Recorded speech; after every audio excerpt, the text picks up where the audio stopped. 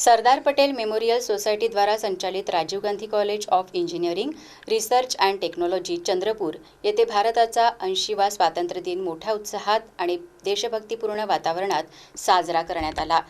यावेळी सरदार पटेल मेमोरियल सोसायटीचे अध्यक्ष विनोद दत्तात्रेय यांच्या हस्ते ध्वजारोहण करण्यात आले। या महाविद्यालयाचे प्राचार्य डॉक्टर अनिल झेड चिताडे यांची उपस्थिती होती। तसेच महाविद्यालयातील सर्व डीन, विविध विभागांचे विभाग प्रमुख, प्राध्यापक, शिक्षकेतर कर्मचारी आणि विद्यार्थी उपस्थित होते।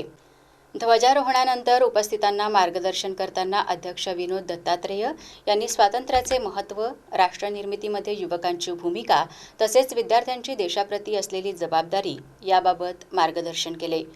स्वातंत्र्यवीरांच्या त्यागाचे स्मरण ठेवून राष्ट्रहितासाठी प्रामाणिकपणे आणि जबाबदारीने कार्य करण्याचे आवाहन त्यांनी विद्यार्थ्यांना केले। बघता बघता आपल्याला 80 वर्ष स्वातंत्र्याला पूर्ण होत आहेत आणि नेमके त्याच्या अर्धे म्हणजे 40 वर्ष आपल्या महाविद्यालयाला पूर्ण झालेले आहेत।